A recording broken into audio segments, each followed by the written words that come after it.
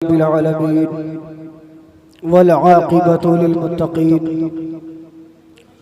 वस्सलातु वस्सलामु अला सय्यिदिल अंबिया'i वल मुरसलीन अम्मा बअद फ़अऊज़ु बिल्लाहि मिनश शैतानिर रजीम बिस्मिल्लाहिर रहमानिर रहीम अला इन्न औलिया अल्लाहि ला खौफुन अलैहिम वला हुम यहज़नून अल्लज़ीना आमनू व कानू यत्तक़ून। सदक़ल्लाहु मौलाना अज़ीम व सदक़ रसूलुहुन नबियुल अमीनुल करीम व नहनु अला ज़ालिका लमिनश शाहिदीन वश्शाकिरीन वल्हम्दुलिल्लाहि रब्बिल आलमीन। रफ़ीक़ान गिरामुल मर्तबत, आइए हम और आप कुछ गुफ्तो शुनीद से क़ब्ल इंतहाई अक़ीदत और मोहब्बत के साथ यक ज़बानो या ख़याल होकर हुज़ूर सरवर कायनात फ़ख्र मौजूदात मख़ज़न मौजज़ात जामिउस सिफ़ात सरकार अहमद मुज्तबा मोहम्मद मुस्तफ़ा अलैहि तहियत व सना की बारगाह में झूमकर दुरूद शरीफ का नजराना पेश करें। बड़े आवाज़ बुलंद अल्लाहुम्मा सल्लि अला सय्यिदिना व मौलाना मुहम्मदिन माइदिल जूदी वल करम व आलिहि व बारिक व सल्लिम। रफ़ीक़ान गिरामुल मर्तबत, हम सब को इस बात का बखूबी इल्म है कि आज हम एक अल्लाह के वली के उर्स की तकरीब में हाजिर आए हैं। अभी चंद दिनों कबल 25 सफरुल मुज़फ़्फ़र को इमाम अहले सुन्नत इमाम अहमद रज़ा खां फ़ाज़िल बरेलवी रज़ियल्लाहु ताला अन्हु का उर्स मुक़द्दस था। बड़े ही तुझको एहतशाम के साथ मनाया गया। मैं कोशिश करूंगा कि मैं सरकार आला हज़रत इमाम अहमद रज़ा खां फ़ाज़िल बरेलवी का बिलख़ुसूस तज़किरा करूं। दुरूद शरीफ पढ़े पढ़े बावाज़ बुलंद अल्लाहुम्मा सल्लि अला सय्यिदिना मौलाना मुहम्मदिन माइदिल जूदी वल करम व आलिहिल किराम व इब्निहिल करीम बारिक व सल्लिम। हज़रात गिरामी, हमारे ही माबैन अपने ही लोगों में रहने वाले उठने बैठने वालों को इस बात में शुबहा होता है या यूं कह लिया जाए कि उन्हें वरगलाया जाता है तरह तरह के इश्काल पैदा करके, जो हकीकत में इश्काल नहीं, झूठ पर मबनी एक प्रोपेगेंडा होता है। ये कहते हैं कि जी सरकार आला हजरत ठीक है एक बहुत बड़े आलिम थे लेकिन वो अल्लाह के वली नहीं थे। ये कहा जाता है, बरगलाया जाता है, ये प्रोपेगेंडा किया जाता है। तो जनाबे वाला किसी को वली समझने या मानने के लिए सबसे पहले जरूरी ये है कि ये मालूम कर लिया जाए कि वली कहते किसे हैं। क्योंकि हमारे यहाँ उर्फ में वली उस शख्स को कहते हैं जो करामतें दिखाता हो, हवाओं में उड़ता हो, समंदरों पर चढ़ता हो, गुज़िश्ता या आइंदा जमाने की खबरें देता हो, इस तरह की करतबे दिखाता हो, उसे वली समझा जाता है। हालांकि वली की हकीकी तारीफ यह है ही नहीं। सूफियाए किराम खास तौर पे इल्म के एक बाब से मुंसलिक होते हैं, वो बाब है तसव्वुफ, इल्म तसव्वुफ। इसी पर अमल पैरा शख्स को लोग उर्फ में सूफी भी कहते हैं। याद रखें कि हर सूफी कामिल अल्लाह का वली जरूर होता है और हर वली कामिल सूफी जरूर होता है। ये बात बिल्कुल ठीक है, दुरुस्त है कि वली के लिए करामत का होना बहुत जरूरी है। लेकिन कौन सी करामत? क्या हवाओं में उड़ना या समुद्रों पर चलना इस करामत का होना जरूरी नहीं है, ये तो करामत हिस्सी है जिसके अंदर शोभता बाजी और इस्तिदराज का दखल होता है। लेकिन हकीकी करामत जो है वो है करामत मानवी, यानी बंदे का पहले ही बंदे को ये देखा जाए कि उसकी पूरी जिंदगी शरीयत मुस्तफा के मुताबिक है या नहीं। अगर उसकी पूरी जिंदगी शरीयत मुस्तफा के मुताबिक गुजर रही है तो समझ जाइए कि वो अल्लाह का वली है। और अगर आप ये देखें कि कोई शख्स करामतें दिखाता फिर रहा है लेकिन शरीयत के खिलाफ अमल कर रहा है तो याद रखें कि वो शोभताबाज हो सकता है, अल्लाह का वली नहीं हो सकता। अल्लाह का वली होने के लिए जरूरी है कि वो शरीयत मुस्तफा के मुताबिक अमल करता है। इसीलिए तो इमाम अब्दुल वहाब शाहरानी रहमतुल्लाहि ताला अलैह ने फरमाया, अत-तसव्वुफ़ु ज़ुब्ततु अमलिल अब्द बिहकाम शरीअह, के तसव्वुफ नाम है अहकाम शरीयत पे अमल के खुलासे का, यानी जो बंदा शरीयत के अहकाम पर अमल करता है उसके खुलासे और निचोड़ का नाम है तसव्वुफ। इमाम दब्बी रहमतुल्लाहि ताला अलैह फरमाते हैं, अत-तसव्वुफ़ तस्फियतुल क़ुलूब, के तसव्वुफ दिल की सफाई और सुथराई का नाम है। व इत्तिबाउन नबी सल्लल्लाहु अलैहि वसल्लम फी शरीअत, और शरीयत में नबी अकरम सल्लल्लाहु ताला अलैहि वसल्लम की इत्तिबा का नाम तसव्वुफ। और जो बंदा सूफी कामिल हो वो अल्लाह का वली जरूर होता। अब आइए जरा गौसे आज़म रज़ी अल्लाह ताला अन्हु से पूछते हैं कि करामत किसे कहते हैं, क्योंकि आज उर्फ में अवाम के नजदीक करामत उसी शख्स को उसी को कहते हैं कि जो हवाओं में उड़ता हो, करतबे दिखाता फिरता हो। मैं पूछता हूँ आपसे, अगर करामत हवा में उड़ने का नाम है तो मुझे बताइए कि ख्वाजा गरीब नवाज के मुकाबले में आने वाला जयपाल जोगी वो भी तो हवा में उड़ रहा था, तो क्या आप उसे करामत कहेंगे? यकीनन वो करामत नहीं है, क्योंकि वो शोरबाजी है, इस्तिदराज है, वो दिखावा है, जादू है, करामत नहीं है। करामत वो है जो ख्वाजा गरीब नवाज ने दिखाया, शरीयत पर अमल भी किया है, बवक्ते जरूरत करामत भी दिखाया। गौसे आज़म रज़ी अल्लाह ताला ने फरमाते हैं, करामतुल वली इस्तिकामत फ़िअलिही अला कानून क़ौलिन नबी सल्लल्लाहु अलैहि वसल्लम, क्या किसी वली की करामत ये है कि उसका हर फेल हर अमल नबी अकरम सल्लल्लाहु अलैहि वसल्लम के कौल के मुताबिक हो, वो है करामत। इसीलिए तो हजरत शेख मुहियुद्दीन इब्नुल अरबी रज़ी अल्लाह ताला आपने फरमाया कि करामत दो तरह की होती है।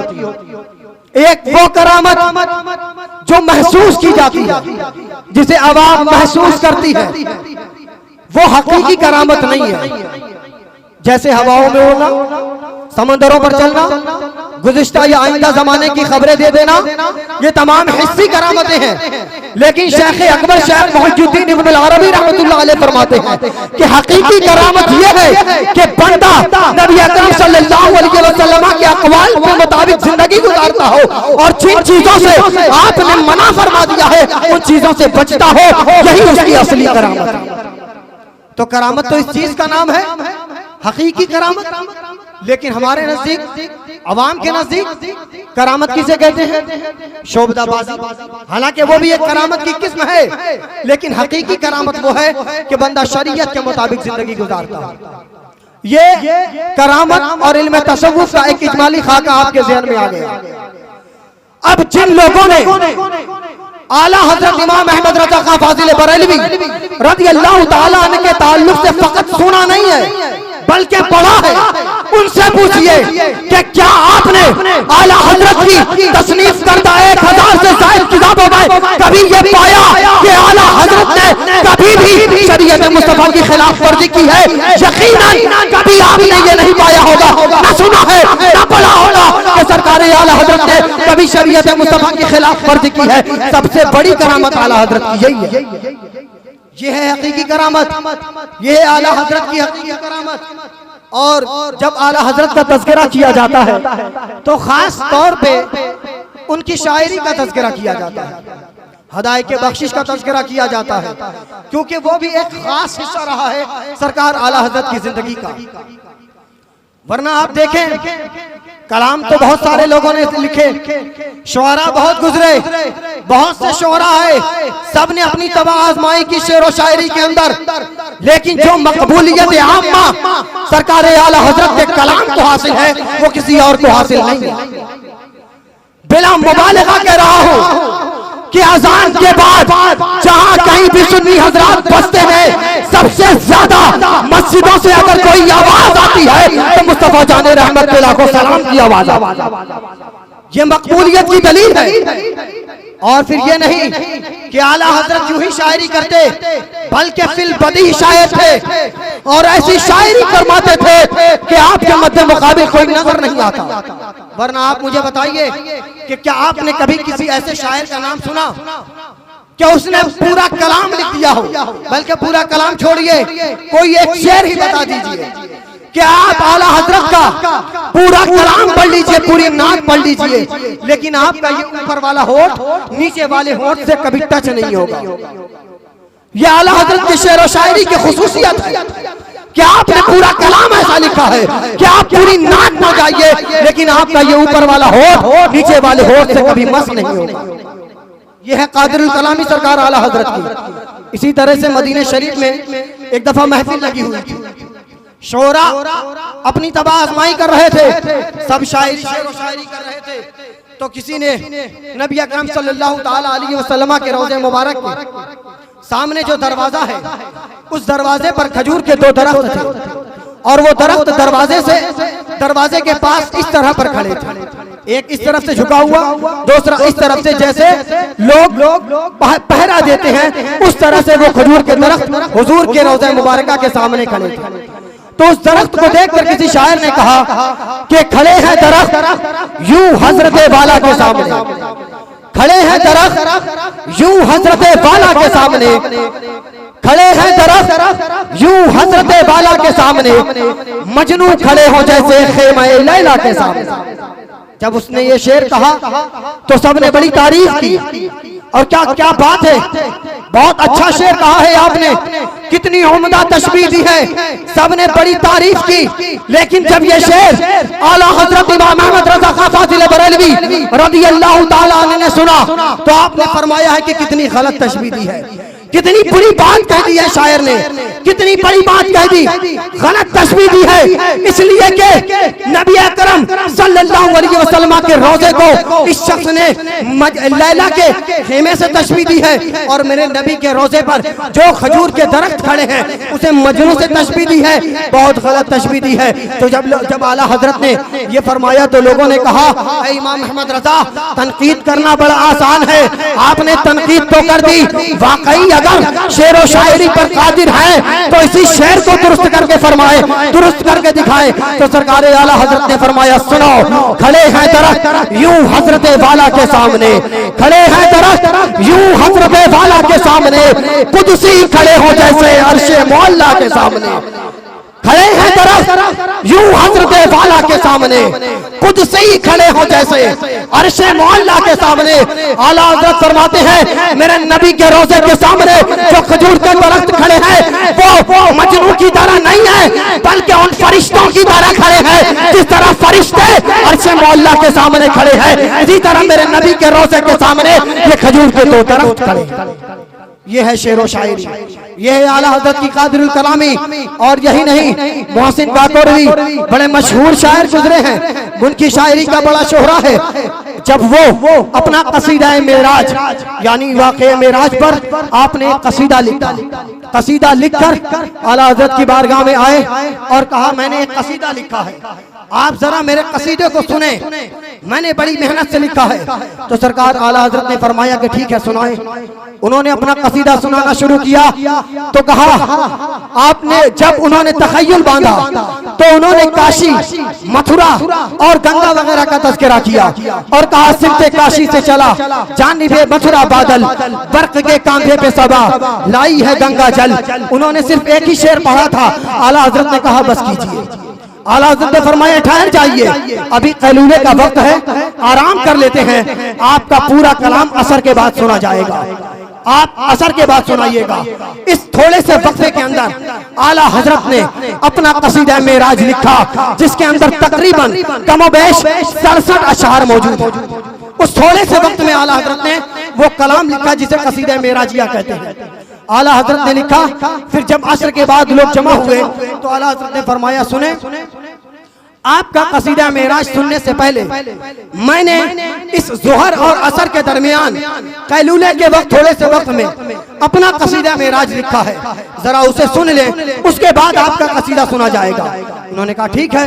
तो आला हजरत ने फरमाया, वो सरवरे किश्वरे रिसालत जो अर्श पर चल बगर हुए थे, नए निराले तरफ के सामा अरब के मेहमान के लिए थे, वहाँ फलक पर यहाँ जमी में रची थी शादी मची थी धूमें, वो वहाँ फलक पर यहाँ जमी में रची थी शादी मची थी धूमें, उधर से अनवार हंसते आते इधर से नफहात उठ रहे थे, तबारक अल्लाह शान तेरी तुझी को ज़ेबा है बेनियाज़ी, तबारक अल्लाह शान तेरी तुझी को ज़ेबा है बेनियाज़ी, कहीं पे वो जोश लंतरानी कहीं तकाज़े विसाल के थे, कमाने इम्ता के झूठे नुक्तों तुम अव्वल आखिर के फेर में हो, मुहीत की चाल से पूछो किधर से आए किधर गए थे, कमाने इम्ता के झूठे नुक्तों तुम अव्वल आखिर के फेर में हो, मुहीत की चाल से पूछो किधर से आए किधर गए थे, वही है अव्वल वही है आखिर वही है जाहिर वही है बातिन, उसी के जलवे उसी से मिलने उसी से उसकी तरफ गए थे, वो सरवरे किश्वरे रिसालत जो अर्श पर चल बगर हुए थे। सरकार आला हजरत ने जब अपना कसीदा मेराज सुनाया, जब खत्म कर लिया तो मोहसिन काकोरवी से कहा ठीक है अब अपना सुनाइए। तो मोहसिन काकोरवी ने कहा, अहमद रजा ये कसीदा मेराज सुनने के बाद मोहसिन काकोरवी के अंदर ये हिम्मत ये जुरात नहीं है कि अब अपना कसीदा पेश करे, इसलिए कि जो तखय्युल आपने बांधा हो मोहसिन काकोरवी ने ऐसे अशार अपनी पूरी जिंदगी में नहीं सुने। ये है सरकार आला हजरत इमाम अहमद रजा खां फाजिल बरेलवी रज़ी अल्लाह ताला अन्हु के अशार। आपका कलाम जब किसी ने कहा आपकी शेर व शायरी मशहूर थी, तो किसी ने कहा कि नवाबे नानपारा का तज़किरा कीजिए, वो बड़ा फैयाज है सखी है बड़ा दानिया है, वो लोगों को वो इनाम किराम से नवाजता है, जो उसकी तारीफ करता है वो उसकी झोलियां भर दिया करता है। आप भी कोई कसीदा नवाबे नानपारा के बारे में लिखते हैं, उसके सामने पढ़े, आपको भी रुपया पैसा मिलेगा इनाम मिलेगा। लेकिन सरकार आला हजरत का एक मिजाज था जो आपके वालिद मोहतरम ने दिया था। आपका मिजाज ये था कि पूरी जिंदगी अगर तारीफ करनी है तो सिर्फ मदीने वाली आका की करनी है, किसी दुनियादार की नहीं करनी है। इसीलिए तो आला हजरत फरमाते हैं, करूं मदह अहले दुवल रजा पले इस बला में मेरी बला, मैं गदा हूं अपने करीम का मेरा दीन पा रहे ना नहीं। आपने फरमाया मैं किसी दुनियादार की तारीफ नहीं कर सकता, अगर अहमद रजा किसी की तारीफ कर सकता है तो वो सिर्फ और सिर्फ मदीने वाले आका सल्लल्लाहु ताला अलैहि वसल्लम की जात है। इसीलिए तो आपके सामने अंग्रेजी हुकूमत को किसी ने सिर्फ इतना कह दिया था सरकार, आज लोग कहते हैं कहा सरकार, तो आला हजरत बहुत नाराज हुए बरहम हुए और कहा शर्म नहीं आती तुम्हें? नबी अकरम सल्लल्लाहु अलैहि वसल्लम के लिए जो लफ्ज इस्तेमाल होता है हम वो लफ्ज सिर्फ और सिर्फ अपने आका के लिए इस्तेमाल करते हैं। इसलिए अहमद रजा किसी गवर्नमेंट को सरकार कहना गवारा नहीं करता, अहमद रजा सरकार कहता है तो सिर्फ और सिर्फ अपने आका नबी अकरम सल्लल्लाहु ताला अलैहि वसल्लम, और किसी को सरकार कहना गवारा नहीं करता। इसीलिए तो सरकार आला हजरत ने फरमाया कि मेरा ईमान चेक करना है, मेरी तौहीद को जांचना है, तो सुनो अहमद रजा का दिल दो टुकड़े करो, इंशाअल्लाह ताला एक टुकड़े पर ला इलाहा इल्लल्लाह लिखा होगा तो दूसरे टुकड़े पर मुहम्मदुर रसूलुल्लाह सल्लल्लाहु अलैहि वसल्लम लिखा होगा। ये बात कौन कह सकता है? क्या हम और आप ये बात कह सकते हैं? यकीनन नहीं कर सकते। ये बात वही कर सकता है जिसका दिल पाको साफ हो, मुसफ़्फ़ा मुज़क्का हो, और गुनाहों की आलूदगियों से जिसका दिल बिल्कुल पाको साफ हो, ये बात वही बंदे खुदा कर सकता है। इसीलिए तो जब आला हजरत को मुरीद होने की बारी आई, आप बैत होना चाहते थे, किसी पीरे कामिल की तलाश थी कि किसी से मुरीद हुआ जाए, तो अल्लामा अब्दुल कादिर बदायूनी रहमतुल्लाहि ताला अलैह और अपने वालिद गिरामी उम्दतुल मुहक्किकीन अल्लामा नकी अली खान अलैहि रहमतु व रिज़वान के साथ आप महरारा शरीफ की सरजमीन पर गए। आप वहां पर गए वहां पर जाने के बाद आप बैत हुए सैयद शाह आले रसूल महरा रबी रज़ी अल्लाह ताला अन्हु के हाथ पर आपने बैत की। बैत होने के साथ साथ सैयद आले रसूल महरा रबी रहमतुल्लाहि ताला अलैह ने आला हजरत को अपने सिलसिले की खिलाफत और इजाजत अता फरमा दी। हालांकि आपका तरीका यह था कि उस खानकाह में जब तक किसी बंदे को मुजाहिदा न करा लिया जाता था, इबादत और रियासत की मंजिलों से गुजार न लिया जाता था, उस वक्त तक उसे इजाजत और खिलाफत नहीं दी जाती थी। यह आपका मामूल था, आपके खानका का यह उसूल था कि खिलाफत अदा करने से पहले मुजाहिदा कराया जाता था। तो सरकार आला हजरत को आपने मुरीद करते ही खिलाफत दे दी। तो अबुल हुसैन अहमद नूरी मियां रहमतुल्लाहि ताला अलैह आपने सैयद आले रसूल महरा रबी रहमतुल्लाहि ताला अलैह से पूछा, हुजूर आपकी खानकाह में जब कोई आता है तो उसे खिलाफत और इजाजत यूं ही नहीं अता की जाती, बल्कि इबादत कराई जाती है, रियाजत कराई जाती है, मुजाहिदा कराया जाता है, सख्त मंजिलों से गुजारा जाता है। उसके बाद जब उसे उस काबिल बना लिया जाता है तब उसे खिलाफत अदा की जाती है। लेकिन क्या बात है कि अहमद रजा अभी आए हैं, मुरीद हुए हैं, मुरीद होते ही आपने अपने सिलसिले की खिलाफत और इजाजत अता फरमा दी है। बात समझ में नहीं आई, वजह क्या है? तो सुनिए, सैयद शाह आले रसूल महरा रबी रहमतुल्लाहि ताला अलैह फरमाते हैं कि अहमद नूरी अबुल हुसैन नूरी सुनो, इससे पहले जो लोग आते थे वो पाक दिल नहीं लेकर आते थे, उनका दिल साफ करने के लिए, पाक करने के लिए मुजाहिदा कराया जाता था, इबादत और रियाजत कराई जाती थी। लेकिन अहमद रजा का दिल पाक और साफ था, मुज़क्का मुज़फ़्फ़ा था, उसका दिल बिल्कुल पाक था, उसे सिर्फ और सिर्फ इत्तिसाले निस्बत की जरूरत थी और मुरीद होते ही वो निस्बत मैंने अता कर दी है, इसलिए अहमद रजा को किसी मुजाहिदे की जरूरत नहीं। ये कौन कह रहे हैं? ये वो बुजुर्ग हैं कि पाको हिंद में जो लोग उर्दू जबान से वाकिफ हैं वो अच्छी तरह जानते हैं कि मारहरा शरीफ के बुजुर्गों का क्या हाल है। उनकी बुजुर्गी मुत्तफक अलैह है, किसी को उनकी सियादत में इख्तिलाफ नहीं।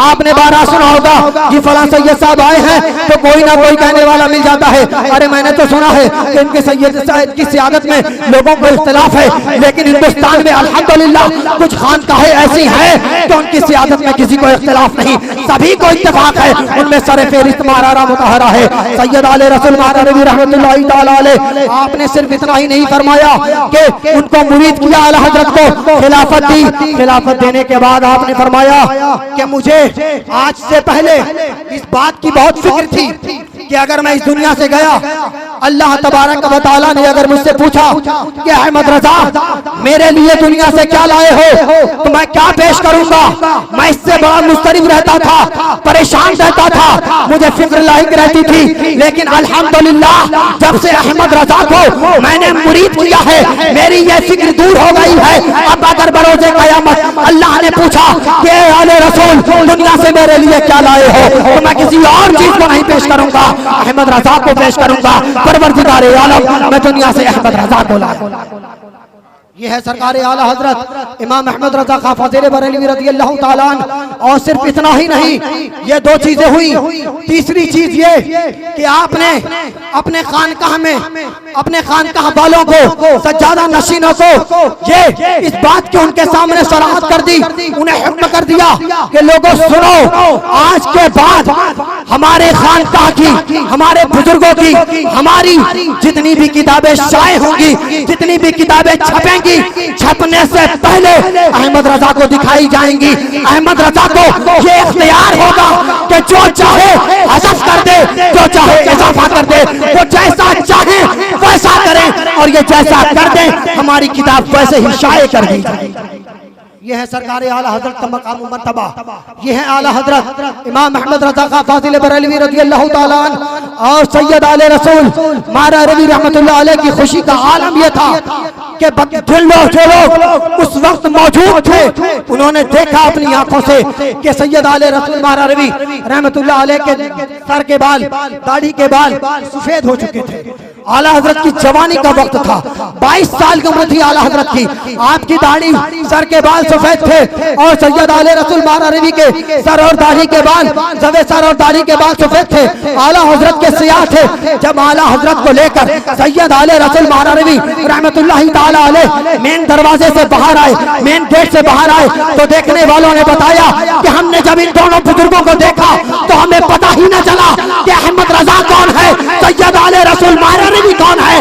हाँ, जब हमने गौर से कालसान के सर और दाढ़ी के बाल को देखा तब दाढ़ी के बाल की स्याही और सफेदी को देखकर हमें यह अंदाजा हुआ कि ये आला हजरत है और ये सैयद आले रसूल महरारवी है। जरा आप अंदाजा करें तो उस वक्त सैयद आले रसूल महरारवी की खुशी का आलम क्या रहा है। ये है सरकारे आला हजरत का मकाम व मर्तबा। आज लोग आला हजरत का नाम तो लेते हैं, उनके नाम पर धंधा तो कर रहे हैं, उनके नाम पर अपने पेट को पाल तो रहे हैं, लेकिन उनके अहकाम पर अमल नहीं कर रहे, उनके अहकाम पर अमल नहीं कर रहे। तावीज पर उजरत लेना जायज है, लेकिन इन तमाम के बावजूद लोगों ने इसको एक तिजारत का जरिया बना लिया है, अपना पेशा बना लिया है। आला हजरत के बताए हुए वज़ाइफ को इस्तेमाल करते हैं, लेकिन आला हजरत का जो तरीका है उसे छोड़ दिया है, भूल गए हैं। आला हजरत का तावीज लिखने का अंदाज, तरीका क्या था। एक मुरीद आपके पास आए और वो रामपुर का पेड़ा बड़ा मशहूर होता था, तो एक हांडी में पेड़ा रख के लाए, आला हजरत को पेश किया। तो आला हजरत ने पूछा कि क्या बात है, क्यों तशरीफ लाए हैं, क्या कोई वजह है खास, आप फरमाइए। उन्होंने कहा कि नहीं हुजूर, सिर्फ आपकी ज़ियारत के लिए आए हैं। कहा ठीक है, बैठे रहे। थोड़ी देर बाद फिर आला हजरत ने पूछा कोई काम हो तो बताइए। उन्होंने कहा नहीं हुजूर, कोई काम नहीं है, फकत ज़ियारत की गर्ज से हाजिर हुआ हूँ। फिर आला हजरत लिखने में मशरूफ हो गए। फिर तीसरी मर्तबा आला हजरत ने पूछा कि कोई काम हो तो बता दीजिए। उन्होंने कहा नहीं कोई काम नहीं है। फिर जब जाने लगे तो आला हजरत ने उन्होंने कहा कि हुजूर एक तावीज दे दीजिए, एक तावीज लिख दीजिए। तो आला हजरत ने फरमाया कि ठीक है, लिखा, तावीज दे दिया। जो जिस हांडी के अंदर पेड़ा लेकर आए थे, आला हजरत ने अंदर से मंगवाया और पेड़ा उनको वापस किया और कहा ये लीजिए और ये तावीज लीजिए, अहमद रजा तावीज का सौदा नहीं करता। यह है आला हजरत की जिंदगी, यह है आला हजरत का तर्ज अमल। क्या आपने फरमाया कि अहमद रजा तावीज नहीं बेचता, सौदा नहीं करता। इसलिए जो लोग आज आला हजरत का नाम लेकर इस तरह का काम कर रहे हैं, उन्हें आला हजरत की जिंदगी से सबक सीखना चाहिए। एक दफा की बात है कि आला हजरत बाजार में गए कुछ साजो सामान खरीदने के लिए। जब मार्केट में गए, सामान खरीदा, तो चूंकि मशहूर आदमी थे, पूरे अरब आजम में आपका शोहरा था, मुजद्दिद थे अपने वक्त के, क्यों तमाम लोग पहचानते थे। सामान खरीदने गए तो दुकानदार ने कहा कि हजरत हम आपसे वो कीमत नहीं ले सकते जो हम आम आदमी से लेते हैं, लिहाजा आपके लिए खास रियायत है, छूट है, ऑफर है। तो आला हजरत ने फरमाया नहीं, जो असल कीमत है, जिस कीमत पर तमाम लोगों को देते हो उसी कीमत पर मुझे दो। तो उसने कहा ये हुजूर ये कैसे हो सकता है, आप हमारे इलाके के सबसे बड़े आलिम हैं, आप हमारे सर के ताज हैं, ऐसा कैसे हो सकता है कि मैं आपसे वो कीमत लूं जो आम इंसानों से लेता हूं, ये मेरी जमीन को गवारा नहीं है। आला हजरत ने फरमाया सुनो, जो उसकी असल कीमत है उसी कीमत में दो, इसलिए कि अहमद रजा अपना इल्म नहीं बेचता। अहमद रजा अपना इल्म नहीं बेचता कि मैं आलिम हूँ तो बाजार में जाकर अपने इल्म की दुहाई देकर आपसे सामान सस्ता खरीदूं। अहमद रजा को ये गवारा नहीं है। ये है आला हजरत की तरफ से जिंदगी, ये है आला हजरत का अमल। और आपकी आखिरी जिंदगी का जमाना था, सन 1339 की बात है, 1339 हिजरी की बात है। आला हजरत इमाम अहमद रजा खान फाजिल बरेलवी रज़ी अल्लाह तआला अन्हु की उम्र का आखिरी जमाना है, आखिरी वक्त है। उस वक्त उस उम्र में शरीयत ये इजाजत देती है कि जो शख्स शेख फानी हो यानी बूढ़ा हो, रोजा रखने की ताकत नहीं रखता, तो शरीयत उसे इजाजत देती है कि वो शख्स रोजा न रखे, फिदिया अदा कर दे। फमन काना मिनकुम मरीज़न औ अला सफरिन फइद्दतुम मिन अय्यामिन उखर, कि जुम्मे से जो कोई भी शख्स मरीज हो या बहुत बूढ़ा हो गया हो तो उसे शरीयत इस बात की इजाजत देती है कि अगर मरीज है बाद में अच्छा होने की उम्मीद है तो वो रोजे की कज़ा बाद में करेगा, लेकिन अगर अच्छा होने की उम्मीद नहीं, सेहत की उम्मीद नहीं, तो वो शहर फानी के हुक्म में है, उसका रोजा माफ है, वो फिदिया अदा कर दे। ये शरीयत का हुक्म। आखिरी जमाना था उम्र का, उसी साल आला हज़रत की वफात हुई है, उसी साल इस दुनिया से रुखसत हुए हैं। रमजान का जमाना था, रमजान का वक्त था। शरीयत आपको ये इजाजत देती थी कि आप रोजा न रखते, फिदिया अदा कर देते, लेकिन आला हज़रत का फतवा कुछ और था, तकवा कुछ और था। आला हज़रत ने रोजा तर्क नहीं किया, बल्कि बरेली से थोड़ी दूर पर नैनीताल एक इलाका पड़ता है जो ठंड सर्द इलाका है। आला हज़रत ने फरमाया क्योंकि गर्मी का जमाना है, ज़ईफी की उम्र है, बरेली में रहकर रोजा रखना मुश्किल नजर आ रहा है, इसलिए मुझे नैनीताल लेकर चलो। लोग उन्हें नैनीताल लेकर गए। आला हज़रत अपने उम्र के आखिरी हिस्से में आपने रोजा कज़ा नहीं किया, बल्कि नैनीताल में जाकर आपने पूरे 30 के 30 रोजे रखे और उम्मत को पैगाम दिया कि सुनो, आला हज़रत के नाम लेने वालों, ये है आला हज़रत की जिंदगी, इस तरह जिंदगी गुजारो। जब आला हज़रत का नाम लेते हो, उनके मसलक का नारा लगाते हो, तो फिर जिंदगी भी आला हज़रत की तरह गुजारो, तब पक्के रज़वी बनो। ये है आला हज़रत की जिंदगी। आखिरी जमाना जब था, मस्जिद में जाने की ताकत नहीं थी, मस्जिद नहीं जा सकते थे, 4-4 आदमी आपको कुर्सी पर उठाकर मस्जिद ले जाते थे ताकि आप नमाज बाजमात अदा कर सकें। आखिरी उम्र में भी आपने कभी नमाज बाजमात को छोड़ा नहीं, तर्क नहीं फरमाया। यह है आला हज़रत की जिंदगी। यह है आला हज़रत इमाम अहमद रज़ा खां फाज़िल बरेलवी रज़ी अल्लाह ताला अन्हु। यह है आपका शरीयत पर अमल। एक पीलीभीत में बुजुर्ग थे, सैयद अब्दुल कादिर बदायूनी रहमतुल्लाह अलैहि के साथ आपका शोहरा बड़ा शोहरा था। पीलीभीत के जो बुजुर्ग थे बड़े मारूफ थे, बड़े मशहूर थे, उनकी बुजुर्गी बड़ी मारूफ थी।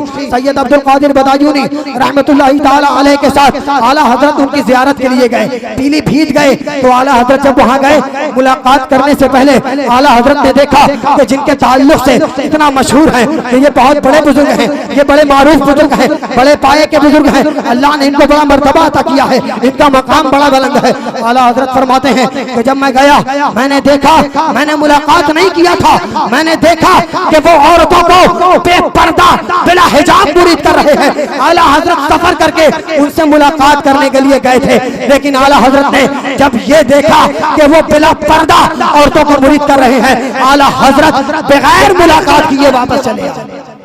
वापस आने लगे और कहा कि कैसा बुजुर्ग है जो औरतों को बेपर्दा मुरीद करता है, मैं ऐसों से मुलाकात नहीं करता। आला हज़रत फरमाकर जब वापस आने लगे, उन बुजुर्गों को पता चला कि आला हज़रत आए थे, लेकिन उन्होंने जब ये हाल देखा, ये कैफियत देखी, तो वापस चले गए। तो वो बुजुर्ग वापस आए स्टेशन पर आला हज़रत से मिलने के लिए, और आला हज़रत ने मिन्नत और समाजत की, माजरत की और कहा, हुजूर आपके हाथ पर मैं आज से ये वादा करता हूँ कि आज के बाद कभी भी किसी औरत को बिला पर्दा मुरीद नहीं करूँगा, बिला पर्दा मुरीद नहीं करूंगा। जब उन्होंने ये कहा, फिर आला हज़रत ने उनसे मुसाफा किया। ये है आला हज़रत की जिंदगी। मज़ारात पर आज कव्वाली और न जाने क्या क्या खुराफात हो रहे हैं। याद रखें, मज़ारात पर अगर खुराफात हो रहे हैं, हमारा उनसे कोई ताल्लुक नहीं है। मुजावर अगर गलत काम कर रहे हैं, हमारा उनसे लेना देना नहीं है, क्योंकि हमें मतलब मुजावरों से नहीं बल्कि साहिब मज़ार से हुआ करता है। हमारी निस्बत मुजावरों से नहीं, साहिब मज़ार से है। हमारी निस्बत साहिब मज़ार से है। इसलिए अगर खुराफात हो तो उसे यकतरफ करें और जाएं उस बुजुर्ग की बारगाह में अपनी हाजिरी दें, और जो भी फातिहा पढ़ना है, जो भी दुआएं करनी है, करें। ये तरीके, इसलिए मैं कह रहा हूँ कि आज अक्सर मज़ारों का यही हाल है। तो मज़ारों पर जाना तर्क ना करें, मज़ारों पर जाना ना छोड़ें, बल्कि जाएं और बुराइयों को छोड़कर आप जिस मकसद की गर्ज से हाजिर हुए हैं, अपने मकसद को पूरा करें। सरकार आला हज़रत इमाम अहमद रज़ा खां फाज़िल बरेलवी रज़ी अल्लाह ताला अन्हु जहाँ शरीयत पर पाबंदी के ताल्लुक से बहुत सख्त थे, बहुत मुतसल्लिब थे। अब लोग ये कहते हैं ठीक है जी, ये तमाम बातें तो दुरुस्त हैं, कोई करामत भी है। हालांकि मैंने शुरू में बयान कर दिया था कि असल करामत यही है कि अपनी पूरी जिंदगी शरीयत मुस्तफा के मुताबिक गुजारी जाए। असल करामत यही है। लेकिन अगर हाँ आपको यही सुनना है कि आला हजरत की कोई करामत बयान करो, तो सुनो आला हजरत इमाम अहमद रजा खां फाजिल बरेलवी रज़ियल्लाहु ताला अन्हु, आपके एक मुरीद थे जिनका नाम था अमजद अली खान। वो शिकारी थे, शिकार करते थे। एक दफा शिकार की गर्ज से गए, आपने गोली चला दी, आपकी गोली खता कर गई, बजाय किसी जानवर को लगने के किसी इंसान को गोली लगी, वो इंसान फौत हो गया। आप पर मुकदमा दायर हुआ, मुकदमा चला, आपकी फांसी का फैसला हो गया। ये फैसला सुना दिया गया था कि फला तारीख को आपको फांसी दे दी जाएगी। जब जेल जाने लगे, आप आला हजरत से मिलने आए और कहा, हुजूर, आला हजरत के मुरीद थे, कहा हुजूर मुझसे ऐसी ऐसी गलती हुई, अंग्रेजी हुकूमत ने मेरे खिलाफ ये फैसला किया है कि मुझे तख्तेदार पर लटका दिया जाएगा, फांसी दे दी जाएगी। आला हजरत ने फरमाया, जाओ तुम सलामत वापस लौटोगे, जाओ मैं कह रहा हूं तुम सलामत वापस लौटोगे, और जिस सुबह तुम्हारी फांसी का फैसला हुआ है उस सुबह का नाश्ता तुम अपने घर पे करोगे। आला हजरत ने फरमाया, वो भी बड़े मुतक़िद थे, पक्का एतमाद था, मुतज़लज़ल नहीं था उनका अकीदा, बड़े पक्के मुतक़िद थे आला हजरत के। आप गए जेल में, तारीख आई फांसी की, तख्तेदार पर लाया गया, सिर्फ फांसी देने की देर थी, चंद लम्हों की बात थी कि आपको फांसी दे दी जाती। तो पूछा गया रिवायत के मुताबिक कि बताइए आपकी आखिरी ख्वाहिश क्या है, आपकी कोई आखिरी ख्वाहिश है तो बता दीजिए, इसलिए कि आपकी मौत का वक्त करीब आ गया है, आपको फांसी दी जाएगी। तो उन्होंने कहा कि मैं मरूंगा नहीं, मुस्कुराते हुए कहा, मैं मरूंगा नहीं, मुझे फांसी नहीं होगी। तो जल्लाद ने कहा कि तुम्हें फांसी का फंदा पहनाया जा चुका है, फकत रस्सी खींचने की देर है, दुनिया से रुखसत हो जाओगे और तुम हंस रहे हो। शायद ऐसे वक्त में लोगों का दिमागी तवाज़ुन खराब हो जाता, तुम भी सठिया गए हो इसलिए ऐसी बातें कर रहे हो। तो उसने कहा, उन्होंने कहा कि मैंने कहा ना कि मुझे फांसी नहीं होगी। उसने कहा तुम्हें फांसी तो होकर रहेगी। फांसी देने का वक्त बिल्कुल करीब आया, फांसी देने ही जा रहा था कि बाहर से एक आवाज आई कि सुनो, आज लंदन में मलिका विक्टोरिया की ताजपोशी है और उसकी ताजपोशी के खुशी में आज जितने भी लोगों की फांसी तय हुई है उन सबको आजाद किया जाता है, उनके जुर्मों को माफ किया जाता है। उनके घर में यह इंतजाम हो रहा था कि फांसी दी जाएगी, लाश घर आएगी, तजहीज़ और तकफीन का इंतजाम किया जा रहा था, दफन का इंतजाम किया जा रहा था, दफन तैयार कर लिया गया था। अपने घर वालों से आपने कहा था कि सुबह का नाश्ता मैं घर पर आके करूंगा, तो घर वालों ने कहा कि यूं ही इन्होंने कह दिया होगा। जब जेल से रिहा हुए अपने घर को पहुंचे तो देखा कि तजहीज़ और तकफीन का इंतजाम है, गुस्ल का इंतजाम किया जा रहा है, दफन को तैयार किया जा रहा है। जब घर पर पहुंचे तो कहा नाश्ता लाओ। लोगों ने कहा हम तो आपकी मौत का इंतजार कर रहे थे, हम यही इस इंतजार में थे कि आपकी लाश वापस आएगी, आप वापस आ रहे हैं, आखिर बात क्या है? तो उन्होंने फरमाया कि मैंने तुमसे कहा था ना कि आका मैं जिस दिन मेरी फांसी का फैसला हुआ है उस दिन मैं सुबह का नाश्ता अपने घर पर करूंगा, लिहाजा मेरा नाश्ता लाया जाए। लोगों ने कहा कि जरा ये तो बताइए आपको इतना एतमाद कैसा था, इतना यकीन कैसे था, आप इतने मोतमद का आपको इतना कामिल यकीन कैसे था? तो आपने फरमाया इसलिए कि मेरे पीर मुर्शिद सरदार इमाम अहमद रज़ा खां फाजिल बरेलवी ने फरमाया था कि मुझे फांसी नहीं होगी और जिस दिन फांसी का फैसला हुआ है उसकी सुबह तुम अपने घर पर नाश्ता करोगे। ये आला हजरत की करामत। अगर तुम ये कहते हो कि आला हजरत को अल्लाह तबारक ने करामतें नहीं अता की, तो याद रखो कि आला हजरत का दामन अल्लाह तबारक व तआला ने न करामत हिस्से से खाली रखा है न करामत मानवी से खाली रखा है। आला हजरत इमाम अहमद रज़ा खां फाजिल बरेलवी रज़ियल्लाहु ताला अन्हु का मकाम मर्तबा अल्लाह ने बहुत बुलंद फरमाया। इसीलिए तो आपको अपनी जात अपनी बात से ज्यादा अल्लाह की जात और उसके रसूल सल्लल्लाहु अलैहि वसल्लम पर एतमाद था, कामिल यकीन था, तवक्कुल अल्लाह में आप बड़े पुख्ता थे। इसीलिए एक सवारी में सवार होते वक्त एक दुआ हदीस में आती है कि अगर कोई बंदा कश्ती में सवार होने से पहले वो दुआ पढ़ ले तो वो हादसे का शिकार नहीं होती, वो कश्ती डूबती नहीं है। आला हजरत हज को जा रहे थे, दूसरी मर्तबा हज पर जा रहे थे, कश्ती में सवार हुए, समंदर में कश्ती पहुंची तो आंधी तूफान आ गया, कश्ती हिचकोले खाने लगी। 3 दिन तक मुसलसल कश्ती समंदर में तैरती रही, हिचकोले खाती रही। लोगों को यह यकीन हो चला था कि अब हमारी कश्ती डूब जाएगी, अब हम सब मर जाएंगे, हमारी जिंदगी का चिराग गुल हो जाएगा। सबको इस बात का यकीन हो गया था, इसलिए तमाम लोगों ने कफन पहन लिया था और कहा कि कफन पहन लो, इसलिए कि अब हमारी किस्मत में हज नहीं है, अब हम इंतकाल करने वाले हैं, अब हमारी मौत वाक़ई होने वाली है, अब हम जिंदा नहीं रहेंगे। सबने कफन पहन लिया। उस पूरी कश्ती में कोई अगर बंदा था जिसने कफन न पहना था तो वो कोई और नहीं, सिर्फ और सिर्फ आला हजरत इमाम अहमद रजा खां फाजिले बरेलवी रज़ी अल्लाह ताला अन्हु था। लोगों ने आपसे कहा अहमद रजा कश्ती पहन, कफन पहन लो, इसलिए कि कश्ती अब बचेगी नहीं, कश्ती डूब जाएगी, हम सब मर जाएंगे, हमारी किस्मत में अब हज नहीं है, इसलिए अब तुम भी कफन पहन लो। तो सरकार आला हजरत ने फरमाया कि सुनो, मेरे नबी ने इरशाद फरमाया है कि अगर जो मैं दुआ बता रहा हूँ वो दुआ कश्ती में सवार होने से पहले कोई पढ़ ले तो अल्लाह की इज्जत की कसम उसकी कश्ती कभी हादसे का शिकार नहीं हो सकती है। और सवार होने से पहले अहमद रजा ने वो दो कश्ती में सवार होने से पहले अहमद रजा ने वो दुआ पढ़ ली है। अब मुझे यकीन कामिल है कि पूरी दुनिया झूठी हो सकती है लेकिन मेरे नबी का फरमान झूठा नहीं हो सकता, मेरी कश्ती डूब नहीं सकती। आला हजरत ने फरमाया या रसूल अल्लाह लगा दो या डूबो तो अब तो तुम्हारी जानिब कश्ती तुम्हीं पे छोड़ी लंगर उठा दी है। दुरूद शरीफ पढ़े अल्लाहुम्मा सल्ली अला सय्यिदना मौलाना मुहम्मद मादिल जूद वल करम व आलिहिल किराम व इब्निहिल करीम बारिक वसल्लिम सलातु व सलामन अलैका या रसूल अल्लाह सल्लल्लाहु तआला अलैहि वसल्लम। और तवक्कुल जो लोग इल्म नुजूम के माहिर होते हैं, जिन्हें इल्म नुजूम में महारत हासिल होती है, उनको अपने इल्म पर गुरूर होता है, बड़ा तकब्बुर पैदा हो जाता है। चांद सितारों की हयात को देखकर वो बता देते हैं कि बारिश होगी कि नहीं होगी, बारिश कब होगी, मौसम का अंदाजा लगाते हैं, पता करते हैं। ऐसे लोगों को अपने इल्म पर बड़ा यकीन होता है। आला हजरत को भी अल्लाह तबारक व तआला ने इल्म नुजूम अता किया था, आप भी इल्म नुजूम के माहिर थे। बरेली शरीफ में रहने वाले एक शख्स जिनका नाम मौलाना गुलाम हुसैन साहब था, वो इल्म नुजूम के बड़े माहिर थे। एक दफा आला हजरत की बारगाह में आए तो आला हजरत की जब बारगाह में आए तो आला हजरत ने फरमाया कि बताइए मौलाना साहब बारिश कब होगी, मौसम का क्या मिजाज है, बारिश कब हो सकती है।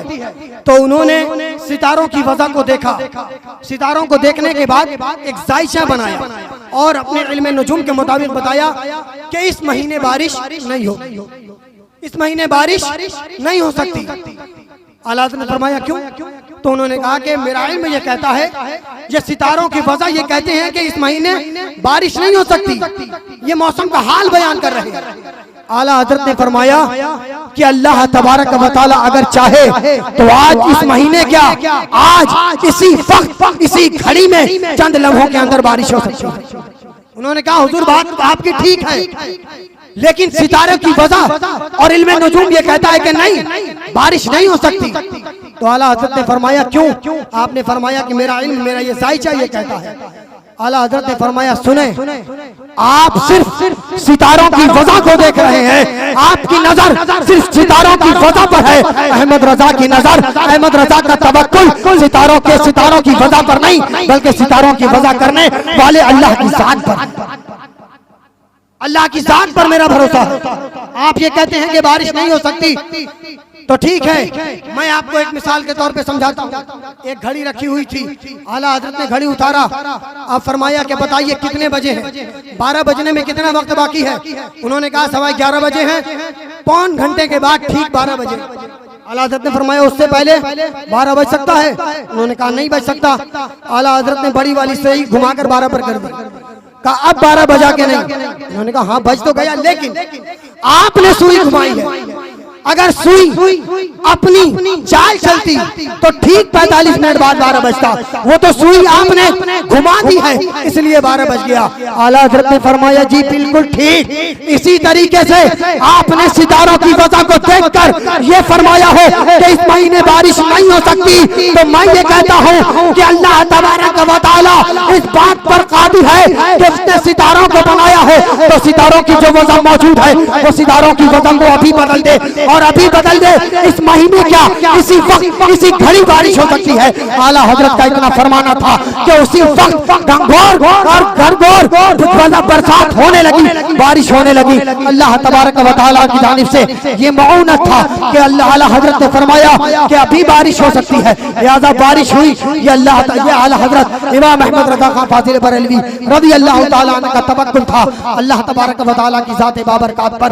यही हुआ जब बरस का जब ताउन का मर्ज बरेली में वबा फैली हुई थी, बहुत ज्यादा लोग बीमार हो रहे थे, कसरत से लोगों का इंतकाल हो रहा था, लोग बीमार हो रहे थे, कसरत से अमवात वाक़ हो रही थी। तो आला हजरत एक हदीस शरीफ में एक दुआ आती है कि अगर किसी बीमार को देखकर वो दुआ पढ़ ली जाए तो वो बीमारी जिसने दुआ पढ़ी है उसे नहीं लगती।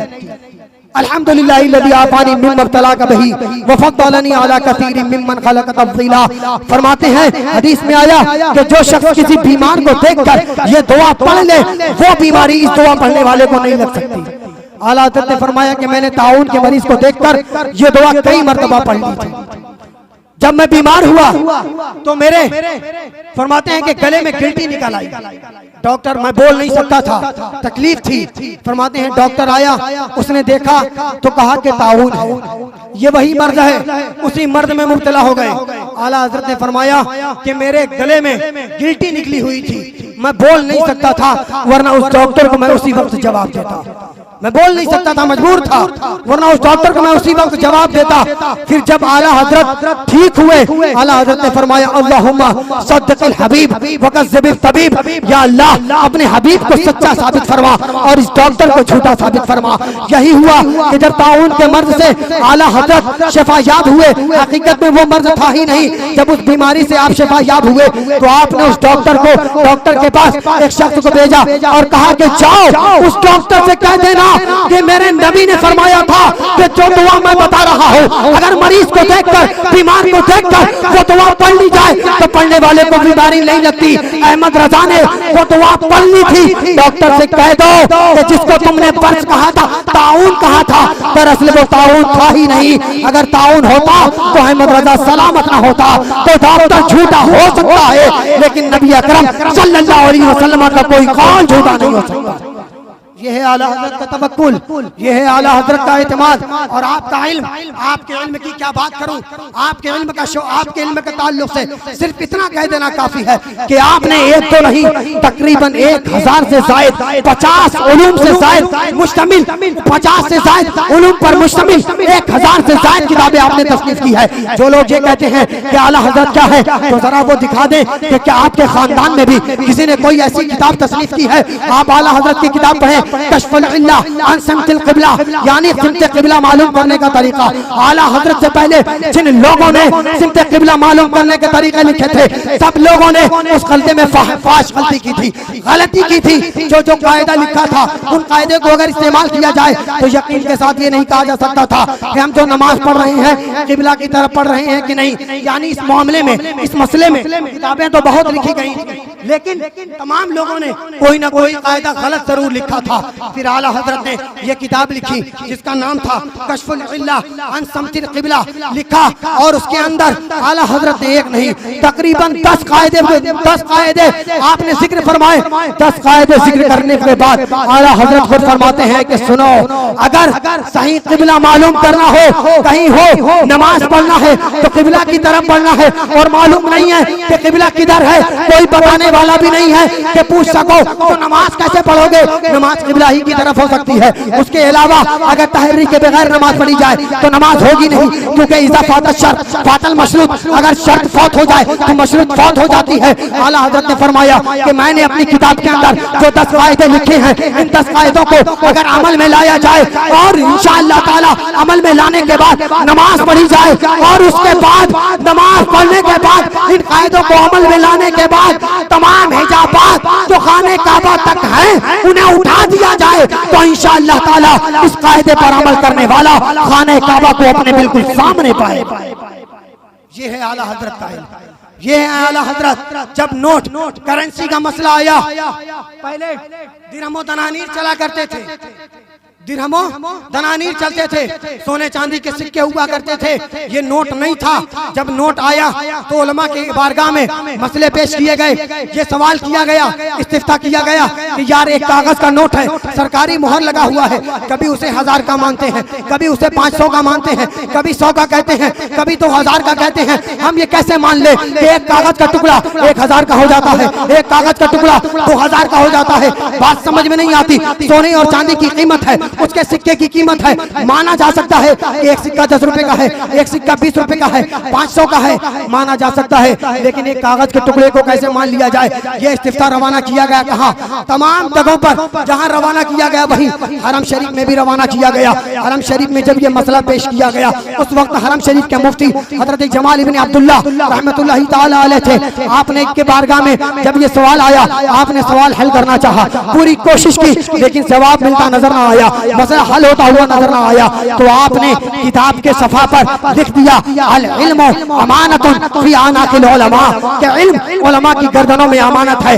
आएगा अल्लाह का कोई बंदा, आएगा अल्लाह का कोई बंदा जो इस मसले को हल करके जाएगा। वो बंदा कौन था? आला हजरत जब हज करने के लिए गए और मदीना शरीफ जब हरम शरीफ पहुंचे, हरम शरीफ की लाइब्रेरी में पहुंचे, लाइब्रेरी में पहुंचकर जब आपने उस किताब को देखा और उस मसले को देखा, आला हजरत ने कलम उठाया, लिखना शुरू किया, उस मसले की पूरी तहकीक कर डाली, किताब लिखा जिसका नाम है किफ़्लुल फ़क़ीहिल फ़ाहिम फ़ी अहकामे इरतासिद दराहिम। ये किताब लिखकर करेंसी नोट की पूरी तहकीक आपने लोगों के सामने पेश कर दी और कहा सुनो, हाँ एक कागज का टुकड़ा 1000 के बदले में बेचा जा सकता है। फतावा शामी वगैरह के आपने जुज़ियात पेश किए। जब आला हजरत की वो किताब किसी आलिम ने दोबारा देखी, जब कोई आलिम आया उसने आला हजरत की किताब देखी किफ़्लुल फ़क़ीहिल फ़ाहिम फ़ी अहकामे इरतासिद दराहिम को देखा, तो उसने जब ये देखा आला हजरत की तहकीकात को पढ़ा तो अपने पांव पर हाथ मारते हुए उसने कहा ऐना जमाल इब्न अब्दुल्लाह मिन हाज़ा नस्स शरीफ,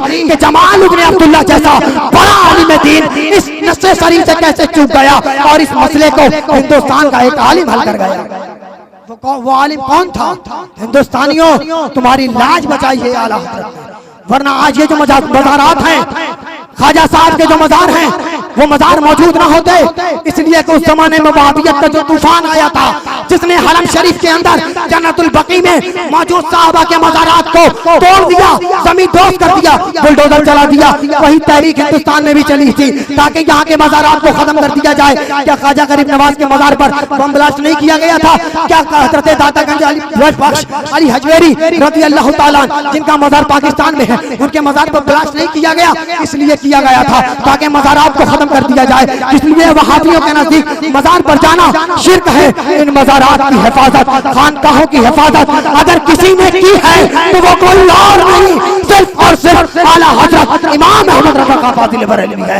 उन्हीं का सदका है ये मज़ारात मौजूद है। हमें ईमान की दौलत अल्लाह ने दी है तो ख्वाजा साहब के वसीले से दी है, और हमारे ईमान को अगर किसी ने बचाया है, महफूज रखा है, बाकी रखा है, तो वो आला हजरत इमाम अहमद रज़ा का फाज़िल बरेलवी। बस अपनी गुफ्तगू को इसी पर खत्म करता हूँ। वमा अलैना इल्लल बलाग। अस्सलामु अलैकुम।